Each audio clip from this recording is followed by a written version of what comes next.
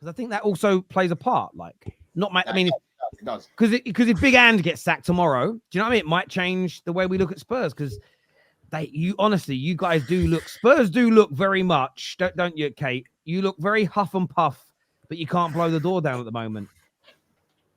Do you know what?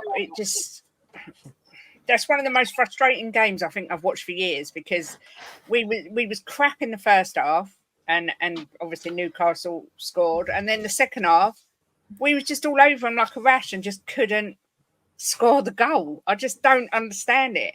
I think had we have had Solanke on the pitch and Van der Ven, we win that game. I think, it was a case of we didn't have the right people there, but at the same time, Ange Postecoglou will not change what he does, and he hasn't got Van der Ven running back with that pace to mop up the balls, and yet he plays exactly the same system every single game.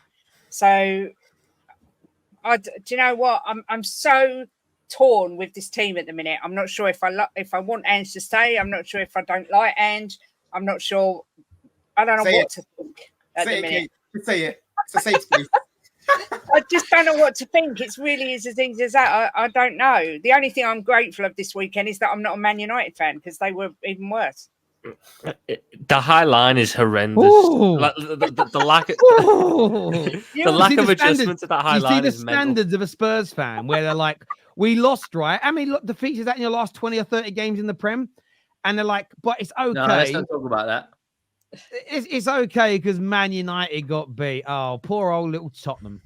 But you was giving it all transfer window about what brilliant business and this is, you're so excited and it's all gone tits up. So I'm glad about that. But I'm still, do you know what though? I'm standing by my prediction. But let me just say though. Let me just say very quickly on that. It's a great challenge, though, Kate. But I'm saying this now.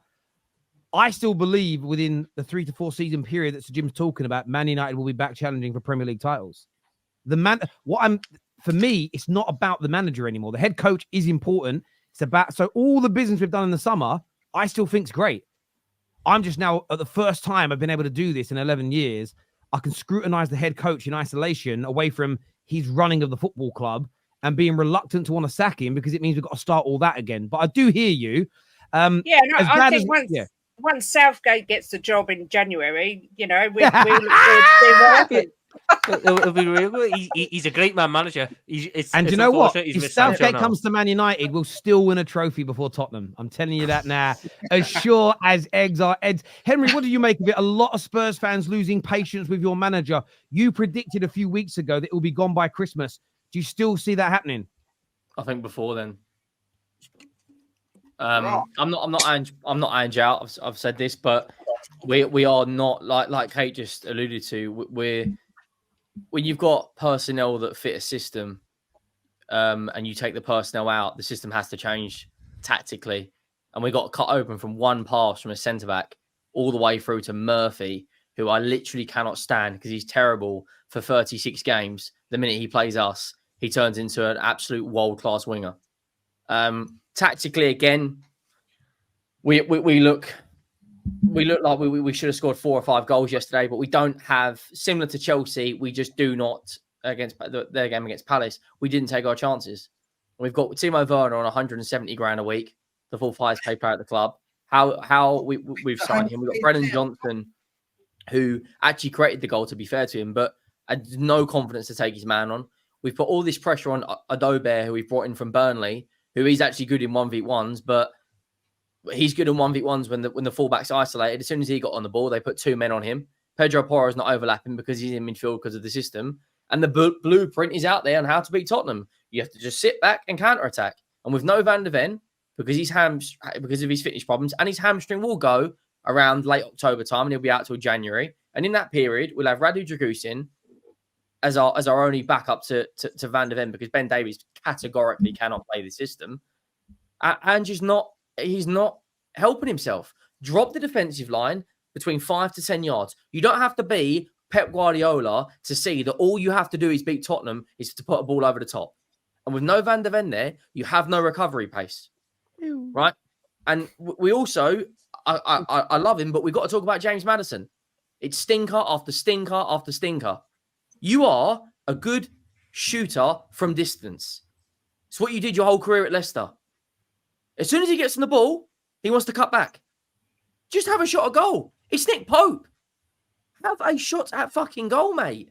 I don't think he was the worst man on the pitch, No, though. I'm If not. you're going to start singling them out, Romero was absolutely shocking. I mean, Romero was an absolute disgrace. Ball watching, just not taking, like losing his man all the time. I didn't think Maddison was that bad compared to how he's been some of the games.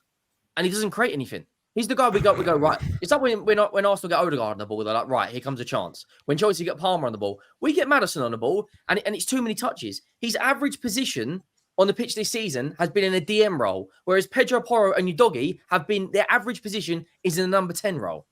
That is a tactical cock up of epic performance. James Milner hasn't performed. You're getting towards a year now that he hasn't delivered. When did he get injured? Milner, you mean Maddison? James Maddison. Maddison, sorry. Maddison has been. When did he get injured? It was October time, November time, right? Yeah, he was out from October to January. He got injured in the same game as Maddison against Chelsea. So you're talking about nearly a year since he has delivered and performed for you. I think now we're getting answers about James Maddison. Why he wasn't being picked for England and being played when everybody said he should.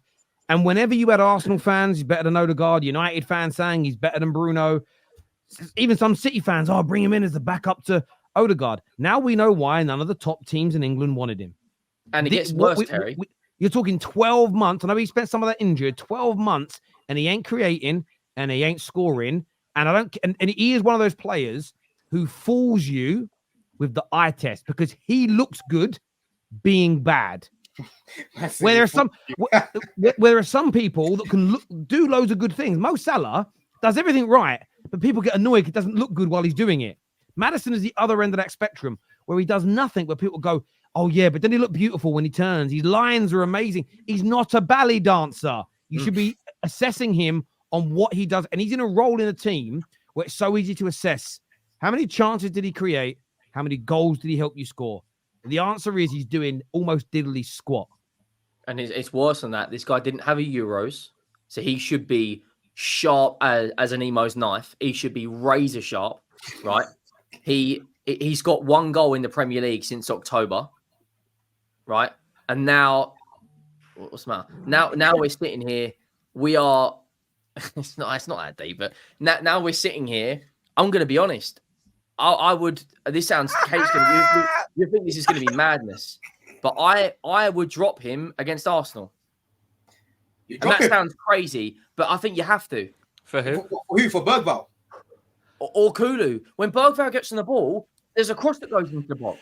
And if Dominic Solanke is there, we've got an aerial presence.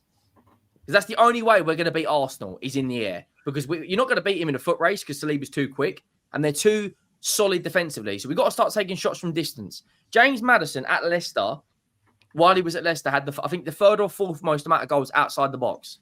He comes to Tottenham and he gets into the box and he cuts back, plays it out wide to the flanks. So I'm thinking, right, it's a one-on-one situation. And then we cut it back. Our best attacker is Pedro Porro, and he's our fucking right back. That is how, I'm sick to death of it. This is going to sound crazy as well. I'd play Pedro Porro right wing and play someone and put Archie Gray right back. Because what? He's throwing Everton to a wall now. Brennan Johnson is horrendous.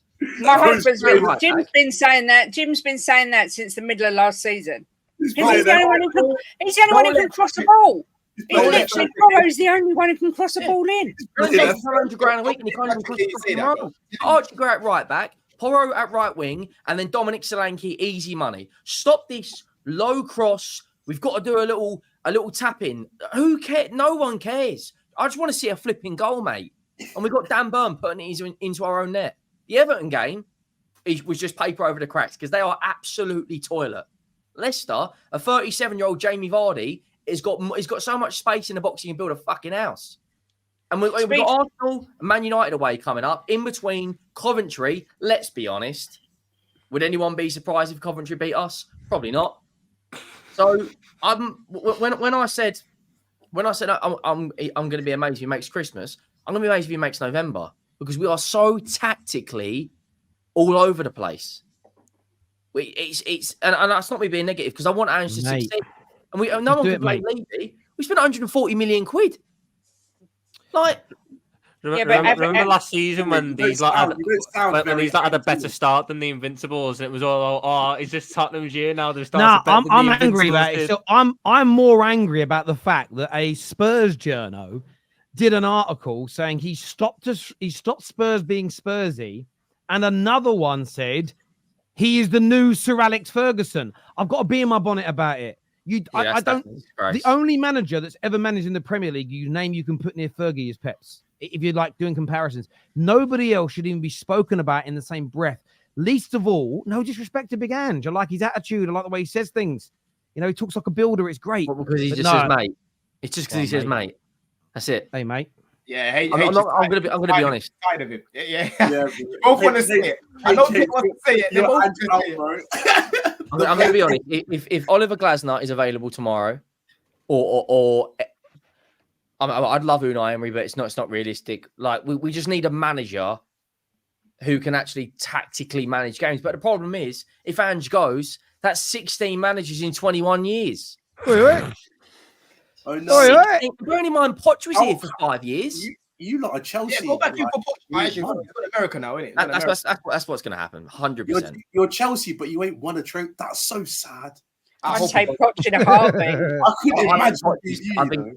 I think he'll do one tournament with the US and he'll be back in Spurs. Yeah, I need him back. Poch. Oh, 100%. Yeah. You need him back for what? I take him right now over Ange 1,000,000%. Oh my god! I did not expect this sudden turn on Ange. You can only go by what you see. You can only go by what. I mean, I went to the Everton game and I thought, wow, we look really good, you know. But then you watch us yesterday, and it was like it's just so frustrating to have a manager that's that stubborn. He will not change anything. It's never, ever, ever going to work. It's not going to work when you've got Dragusin and not Van der Ven. We haven't got the pace there. I mean, and Bergvall, I've been saying he should start over Maddison since the first game of the season. Maddison's just shit. I never wanted Maddison.